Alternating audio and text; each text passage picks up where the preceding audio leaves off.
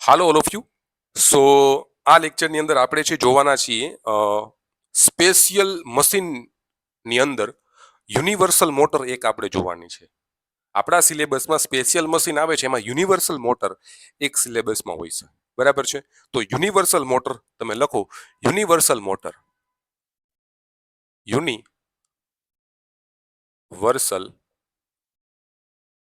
Motor.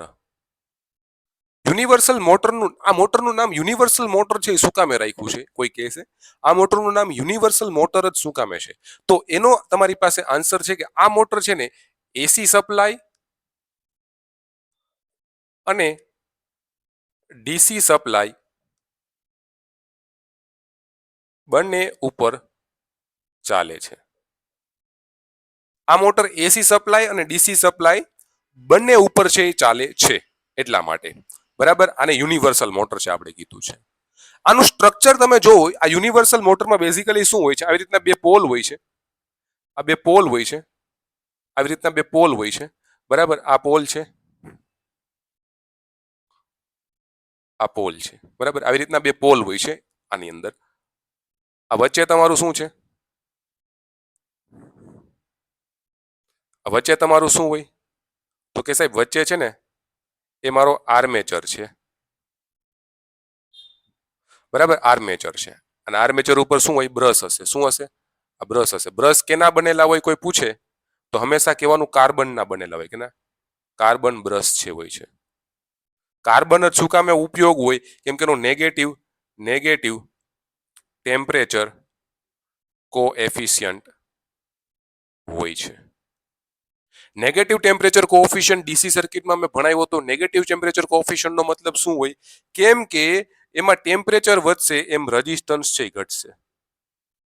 આ સારું છે આના માટે. કેમ કે જ્યારે તમારું આર્મેચર ફરશે એટલે બ્રશ ગહાય એટલે શું થશે? ટેમ્પરેચર વધશે તો રેઝિસ્ટન્સ તમારો ઘટશે તો વોલ્ટેજ ડ્રોપ તમારો ઘટશે. તમારા માટે આઈએમપી છે, તમારા માટે સારું છે. કેમ કે વોલ્ટેજ ડ્રોપ ઘટ્યો, એફિશિયન્સી વધી મોટરની, એટલા માટે કાર્બન બ્રશનો ઉપયોગ કરવામાં આવે. અને ટેમ્પરેચર કોએફિશિયન્ટ નો ખ્યાલ આપણને હોવો જોઈએ. એટલા જ માટે ડીસી સર્કિટ મેં તમને સારી રીતના કરાવ્યું ડીપમાં. બરાબર છે કે ભાઈ નેગેટિવ ટેમ્પરેચર કોએફિશિયન્ટ હોય છે, ટેમ્પરેચર વધશે એમ રેઝિસ્ટન્સ ઘટશે. એટલે કે બ્રશ છે એ ઘસાશે. મોટર ચાલુ થાય તો બ્રશ ઘસાશે એટલે શું? ટેમ્પરેચર વધશે એટલે રેઝિસ્ટન્સ ઘટશે તો વોલ્ટેજ ડ્રોપ ઘટશે. બરાબર, એટલે આની અંદર શું થાય? ટેમ્પરેચર વધશે, રેઝિસ્ટન્સ ઘટશે તો વોલ્ટેજનો ડ્રોપ છે એ ઘટશે. બરાબર, કાર્બનના બ્રશ હોય. હવે આ જે વાઇન્ડિંગ હોય છે, આ વાઇન્ડિંગ હોય અહીંયા જે ફિલ્ડ વાઇન્ડિંગ હોય, શું કહેવાય? Field winding. આ ફિલ્ડ વાઇન્ડિંગ છે આની હારે સિરીઝમાં કનેક્ટેડ હોય. કેની હારે? આર્મેચર હારે સિરીઝમાં છે કનેક્ટેડ હોય. બરાબર, આર્મેચર હારે કેમાં કનેક્ટેડ હોય? સિરીઝમાં છે એ કનેક્ટેડ હશે. અહીંયા તમે ડીસી અથવા તો એસી આપી શકો. ડીસી અથવા તો એસી આપણે આપી શકીએ છીએ. અહીંયા હોય કેમાં કનેક્ટેડ? સિરીઝમાં કનેક્ટેડ હોય. ફિલ્ડ વાઇન્ડિંગ, આર્મેચર વાઇન્ડિંગ સિરીઝમાં કનેક્ટેડ હશે. બરાબર છે. અને આમાં શું હંમેશા યાદ રાખવામાં, ફિલ્ડ વાઇન્ડિંગ અને આર્મેચર વાઇન્ડિંગ સિરીઝમાં કનેક્ટેડ હશે. ફિલ્ડ વાઇન્ડિંગ અને આર્મેચર વાઇન્ડિંગ સિરીઝમાં કનેક્ટ કરવામાં આવે છે. આ છે ફિલ્ડ વાઇન્ડિંગ અને આર્મેચર વાઇન્ડિંગ સિરીઝમાં કનેક્ટ કરવામાં આવે છે. કામ છે ડીસી મોટર જેવું હોય છે. કેનું? ડીસી મોટર જેવું. પણ ડીસી મોટર છે એ એસી માં નથી ચાલતી. કારણ કે તેમાં કોમ્યુટેટર સેગમેન્ટ ઓછા હોય છે. એટલા માટે કોમ્યુટેટર શું છે? એસી નું ડીસી માં કન્વર્ટ કરે. બરાબર, એ કોમ્યુટેટર હોય છે. એટલા માટે કેમાં ડીસી માં નથી હાલતી. આમાં કઈ કોમ્યુટેટર સેગમેન્ટ વધારે હોય છે આની અંદર. બસ એટલી વસ્તુ યાદ રાખવાની છે. આ વસ્તુ તમને ડીસી મોટર જ્યારે હું ભણાવીશ ત્યારે ખબર પડશે, અત્યારે નહીં ખબર પડે. બટ એટલી વસ્તુ યાદ રાખો કે ભાઈ યુનિવર્સલ મોટર છે એસી અને ડીસી બંનેમાં હાલે છે. જેમાં ફિલ્ડ વાઇન્ડિંગ અને આર્મેચર વાઇન્ડિંગ બે સિરીઝમાં છે, કનેક્ટેડ હોય છે. અને આ ફિલ્ડ વાઇન્ડિંગ જે હોય છે એમાં છે જાડો વાયર રાખવામાં આવે. કેવો? જાડો વાયર રાખવામાં આવે છે. વાયર રાખો રાખવામાં આવે છે અને આટા છે ઓછા રાખવામાં આવે છે, ઓછા રાખવામાં આવે છે, બરાબર. આના આટા છે ઓછા રાખવામાં આવે છે.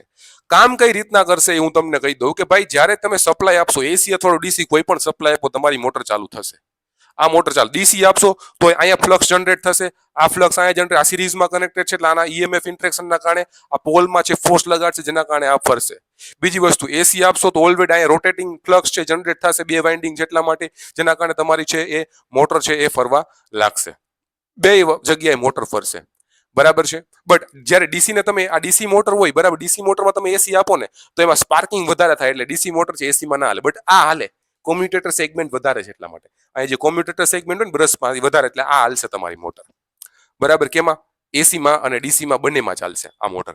માય ડિયર ફ્રેન્ડ્સ, આની સ્પીડ કેટલી હોય કોઈ પૂછે, આની સ્પીડ કેટલી હોય તો લખો 3000 આરપીએમ થી 25,000 આરપીએમ.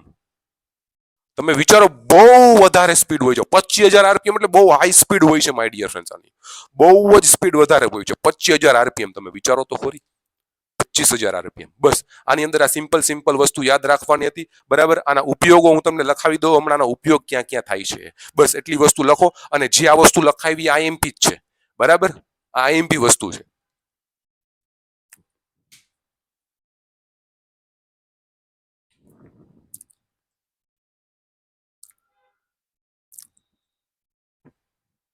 ચાલો હવે તમને આનો ઉપયોગો લખાવી.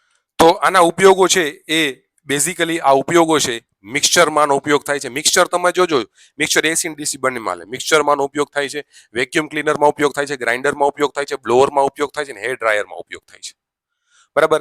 કેમાં કેમાં ઉપયોગ થાય? મિક્સચરમાં, વેક્યુમ ક્લીનરમાં, ગ્રાઇન્ડરમાં, બ્લોઅરમાં અને હેર ડ્રાયરમાં આનો ઉપયોગ થાય છે, બરાબર. આ અમુક જગ્યા કોમન હોય છે, યાદ રાખો, ત્યાં તમે આનો ઉપયોગ કરી શકો ટૂંકમાં. એમ બધા તમે ઉપયોગો યાદ રાખશો તો કન્ફ્યુઝન થઈ જશો, બટ અમુક કોમન હોય યાદ રાખી લેવાના, ત્યાં આનો ઉપયોગ થાય છે, બરાબર છે, ક્લિયર છે. આમાં એક મિક્સચર છે, યાદ રાખો, મિક્સચરમાં સૌથી વધારે ઉપયોગ થાય આનો, હાઈ સ્પીડ હોય છે એટલા માટે. ગ્રાઇન્ડરમાં, મિક્સચર ગ્રાઇન્ડરમાં બધેમાં, બરાબર છે.